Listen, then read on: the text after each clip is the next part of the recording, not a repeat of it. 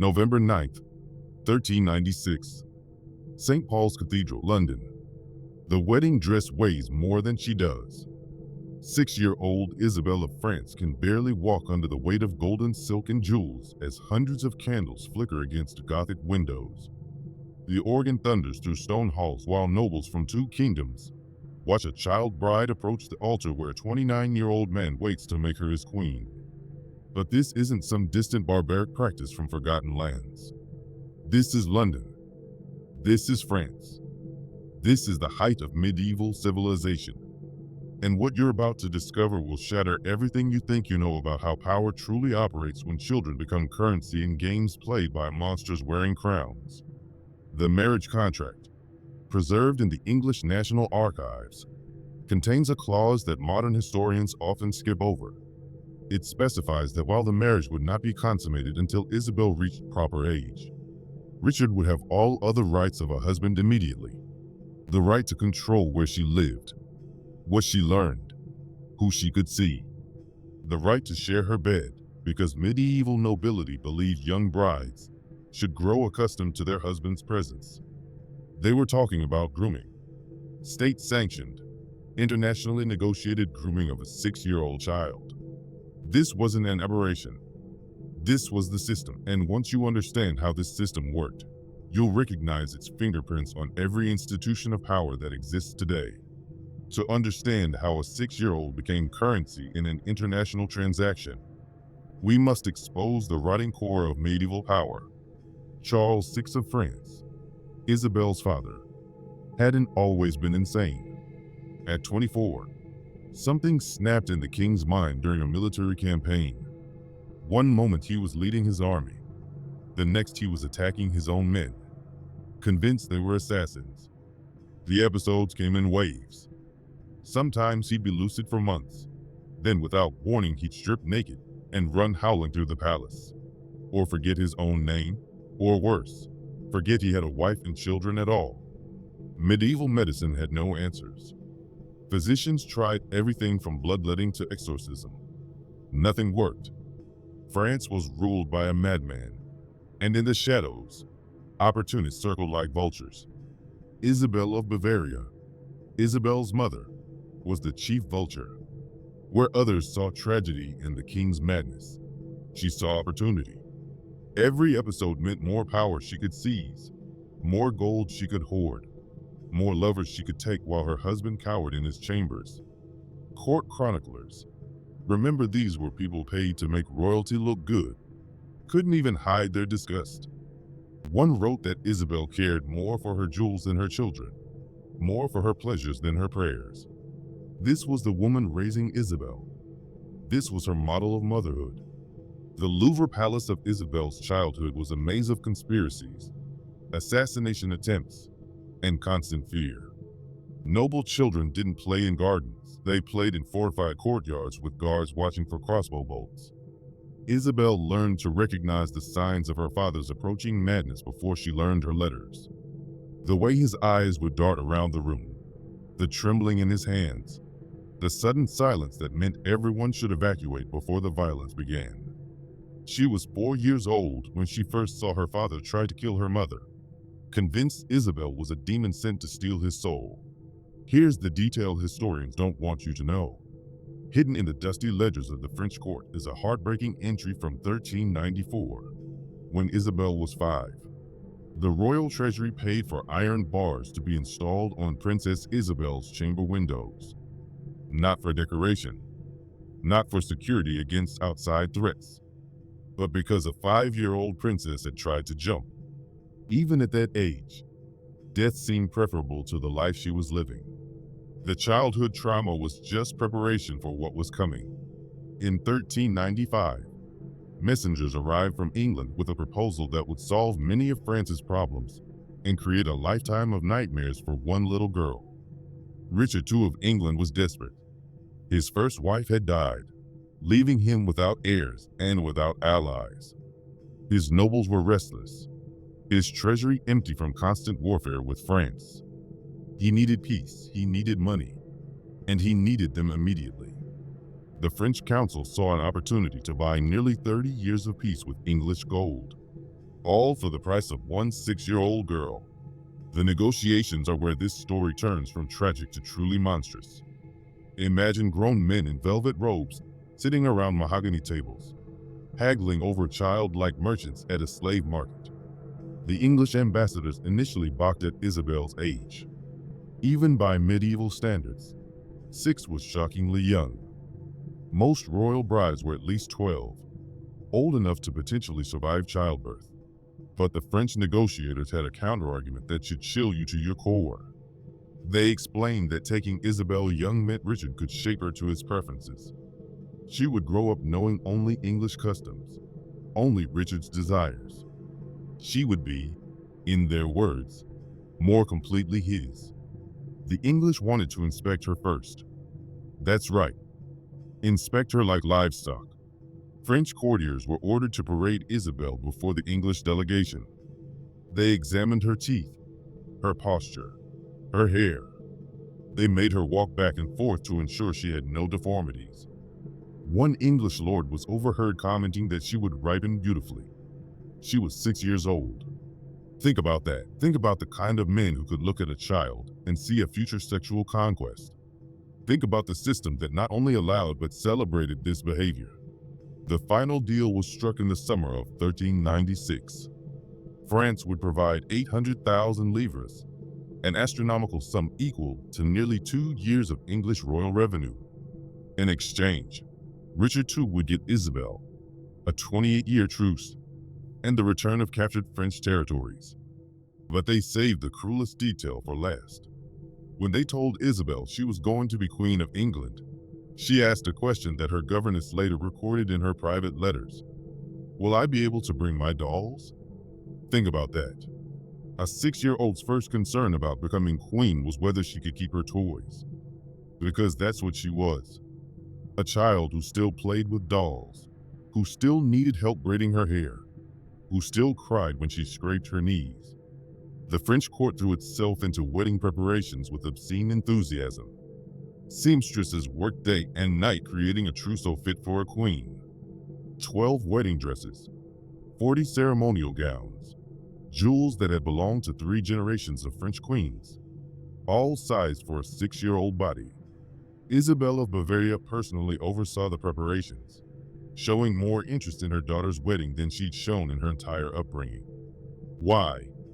Because this was her triumph. She'd successfully traded a daughter for peace and profit. The court poets composed verses praising her wisdom. No one wrote verses for the little girl being packaged for export. October 1396. The farewell ceremony at the Louvre was a masterpiece of political theater. Charles VI, in a rare moment of clarity, blessed his daughter with tears streaming down his face. Witnesses said he held her so tightly they had to pry his arms open. He whispered something in her ear that made her sob uncontrollably. We'll never know what a mad king said to his 6-year-old daughter in their last moment together. But servants reported that Isabel screamed for her father until her voice gave out, long after the palace had faded from view. The journey from Paris to Calais took 2 weeks. 2 weeks of a terrified child being carried further and further from everything she'd ever known. Her French attendants later testified that she barely ate, barely slept. She clutched a small wooden doll, her favorite, until her fingers bled from the pressure. At Calais, the handover took place like a hostage exchange, which, if we're honest, it was. The English delegation had built a massive tent city on the beach. Silk pavilions stretched as far as the eye could see, each flying Richard's personal standard. Musicians played, acrobats performed. It was a festival atmosphere. Everyone celebrating except the 6-year-old prize at the center of it all. The moment of transfer was precisely choreographed. French nobles walked Isabel to the exact center of a measured field. English nobles met them there. Words were spoken in Latin, words Isabel didn't understand. Papers were signed. Gold changed hands. And just like that, she belonged to England. But what happened next is where the fairy tale version of history falls apart completely. The English escorts immediately separated Isabel from her French attendants. Her governess, who'd raised her from birth, was sent back to France. Her ladies-in-waiting were replaced with English women who spoke a language she didn't understand. Even her little dog, the pet she'd been promised could accompany her, was taken away because Richard didn't like small dogs. They stripped away every familiar thing in her life in the span of an hour. London, November 1396. The city had never seen a spectacle like this. Richard too had spent a fortune. He didn't have to impress his subjects and intimidate his enemies. Westminster Palace was draped in cloth of gold, the Thames crowded with decorated barges. Every church bell in the city rang from dawn to midnight. St. Paul's Cathedral had been transformed into something from a fever dream. Thousands of candles, incense so thick it made eyes water, banners showing the joined arms of England and France, an altar covered in enough gold to buy a small army. And at the center of it all, a 29-year-old man waiting to marry a 6-year-old child. Richard too cut an impressive figure. Tall, elegant, with the refined features that court painters loved. He wore robes worth more than most nobles' entire estates. By all accounts, he was nervous, but not for the reasons you'd hope. Richard wasn't nervous about marrying a child. He was nervous about the politics. Would this buy him enough time to crush his domestic enemies? Would the French actually pay the full dowry? Would his nobles accept a queen who wouldn't be able to produce heirs for at least 6 more years? The moral implications? Those didn't seem to cross his mind. When they brought Isabelle into the cathedral, the crowd actually gasped, not in admiration, in shock. She was so small. The ceremonial robes dragged behind her, requiring 2 attendants to carry the train. The crown, specially made for her child-sized head, still slipped constantly, requiring frequent adjustments. She was walked, or more accurately led like a prisoner, down that impossibly long aisle. Hundreds of nobles watched. Ambassadors from across Europe took notes, and at the altar, her bridegroom waited with the patience of a spider. The Archbishop of Canterbury performed the ceremony. He had to kneel to reach Isabelle's level. When he asked if she consented to the marriage, she didn't answer.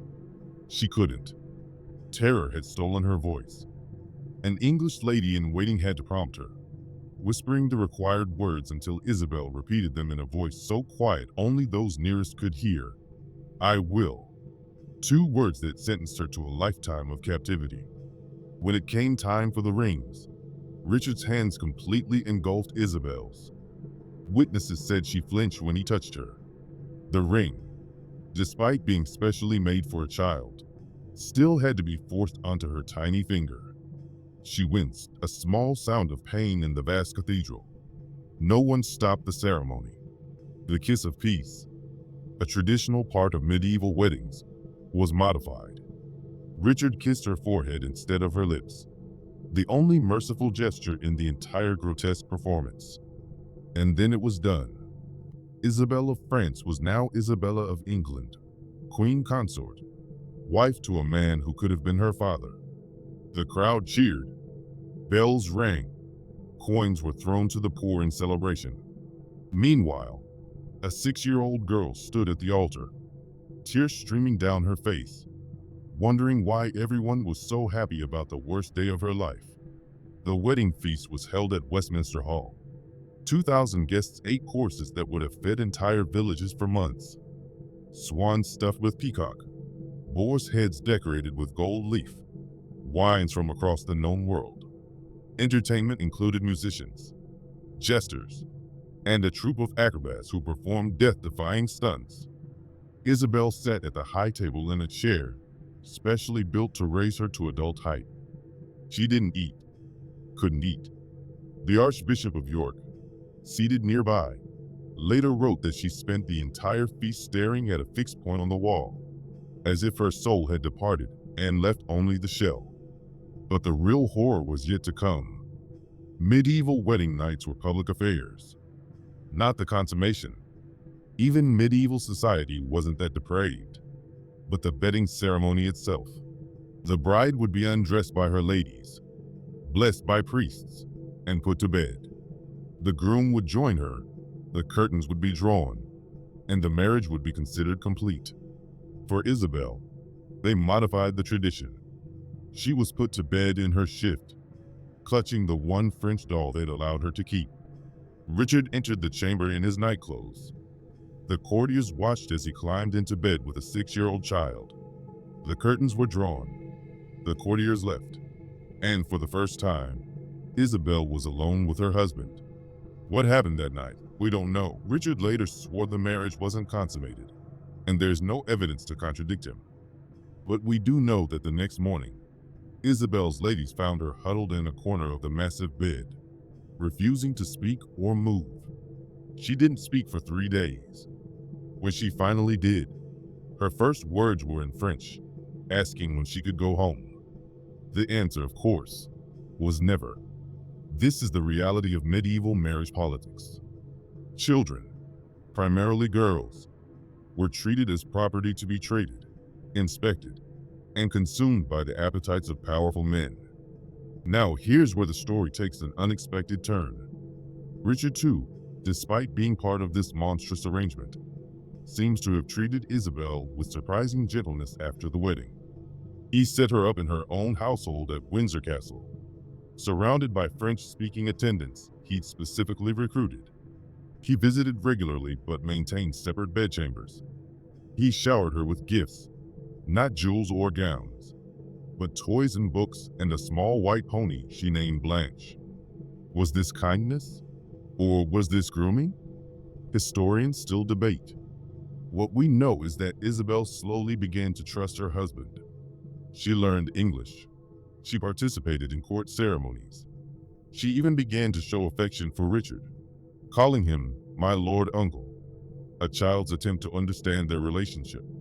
Richard, for his part, seemed genuinely fond of her. He commissioned portraits where they're shown together, him seated, her standing beside him, her tiny hand resting on his arm. He wrote poems about innocence and protection. He violently punished anyone who showed the queen disrespect. But don't mistake this for a redemption arc. A kind captor is still a captor. A gentle predator is still a predator. And a child bride treated well is still a child bride. Life at the English court settled into a bizarre routine. Isabelle attended state functions where she was displayed like an exotic pet. Foreign ambassadors would comment on how well-trained she was, how she could already recite English poetry and perform complex court dances. No one mentioned that she still played with dolls in private, that she still had nightmares that made her scream for her father an ocean away, that her ladies had to coax her to eat because she was wasting away from homesickness. The English nobles were divided in their treatment of her. Some, seeing which way the political winds blew, fawned over the child queen. Others, resentful of French influence and the massive dowry that had bankrupted the crown, treated her with barely concealed contempt. One incident, recorded by a chronicler but often omitted from sanitized histories, shows the daily horror of Isabelle's existence. During a state banquet, a drunk nobleman made a crude joke about when the queen would be ready for breeding. The hall erupted in laughter. Isabelle, not understanding the sexual implications, but knowing she was being mocked, burst into tears and fled the table. Richard had the nobleman flogged nearly to death, but he didn't stop the culture that made such jokes possible. Meanwhile, back in France, the situation was deteriorating rapidly. Charles VI's madness grew worse. Isabelle of Bavaria's corruptions grew bolder. The country spiraled towards civil war. The 800,000 livres dowry, meant to secure lasting peace, was spent within 2 years on Richard's lavish building projects and failed military campaigns. Isabelle received letters from home, heavily censored by English officials. She wrote back letters that survive in fragments. I pray for you all daily. One reads, I am well treated, but my heart remains with France. Another, more heartbreaking, do you still remember me? I fear you have forgotten your Isabelle. She was 7 years old, already worried about being forgotten. But here's what you need to understand about Isabelle's story. This wasn't an anomaly. This wasn't a single tragic case that shocked medieval society. This was the system working exactly as designed. Medieval marriage politics was built on the systematic exploitation of children, particularly girls who were viewed as political assets to be traded for alliances, territories, and peace treaties. The age of consent was a meaningless legal fiction when political necessity demanded child brides. The church, which supposedly protected innocence, blessed these unions. The nobility, which claimed to embody chivalry and honor, negotiated these transactions. And the most disturbing part? The system was justified by the same logic that justifies exploitation today. It's for the greater good. This is how things have always been done. She'll learn to adapt. It's better than war. These weren't monsters hiding in shadows. These were the pillars of medieval society, the best and brightest of their age. The men who built cathedrals and wrote poetry and founded universities. They were also the men who could look at a 6-year-old girl and see a commodity to be exploited for political gain. Comment: the system never changed if you're starting to see the pattern. Comment it twice if you're ready to understand how this same system operates today. The marriage contract that bound Isabelle wasn't just about one girl. It was a template, a blueprint for how power operates when it has no moral constraints. When institutions become more important than individuals. When politics matter more than people. When the ends always justify the means, no matter how horrific those means might be. Then in 1399, everything changed. In the span of a few bloody months, Richard II's rule collapsed. He'd grown increasingly tyrannical, exiling or executing many of his nobles, ruling without parliament, spending money England didn't have on projects England didn't need. The final straw came when he seized the lands of Henry Bolingbroke, Duke of Lancaster. Henry raised an army. Richard's support evaporated like morning mist.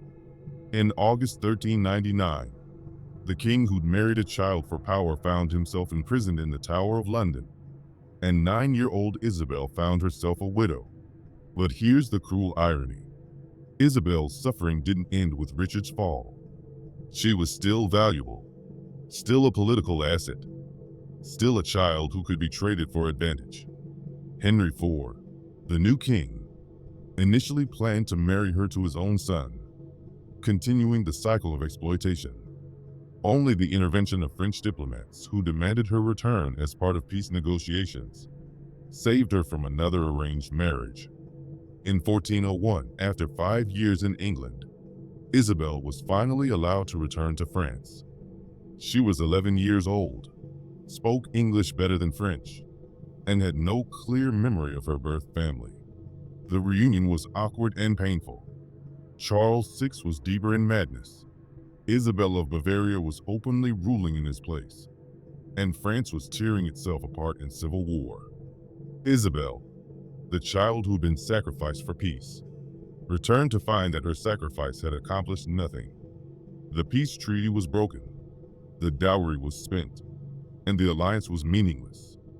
She'd been traded for 30 pieces of silver that bought nothing but temporary advantage for men who'd already forgotten her name. Isabelle lived to be 19, dying in childbirth after a marriage to her cousin, Charles of Orleans. Even in death, she served political purposes. Her marriage had been arranged to strengthen one faction in France's civil war. From 6 to 19, 13 years of life, she was never allowed to exist as simply herself. She was always someone's daughter, someone's wife, someone's political tool, someone's symbol of alliance or legitimacy. The girl who'd asked if she could bring her dolls to England died without ever being allowed to play freely with them. But Isabelle's story isn't really about the past. It's about the present. It's about how power operates when it has no moral boundaries, when institutions matter more than individuals, when politics supersede basic human decency. The same logic that justified trading a 6-year-old girl for political advantage operates today in every institution where power concentrates itself. The same rationalization, it's for the greater good, justifies exploitation in corporate boardrooms, government agencies, and social organizations. The men who negotiated Isabel's marriage weren't monsters hiding in shadows. They were the respectable leaders of their society, the pillars of the community, the ones who built cathedrals and patronized artists and founded universities. They were also the ones who could look at a child and see a commodity. The system that created Isabel's suffering wasn't an aberration of medieval barbarism. It was the logical extension of concentrated power operating without moral constraints. And here's the most disturbing truth of all. That system never died. It evolved. It adapted. It learned to hide its exploitations behind prettier words and more sophisticated justifications. But the fundamental dynamic remains the same. Power will always find ways to exploit vulnerability. Institutions will always prioritize their own survival over individual suffering. And the powerful will always find ways to make their exploitation seem necessary, even noble. Isabelle of France was 6 years old when she was traded like cattle for political advantage. She died at 19, having never lived a single day for herself.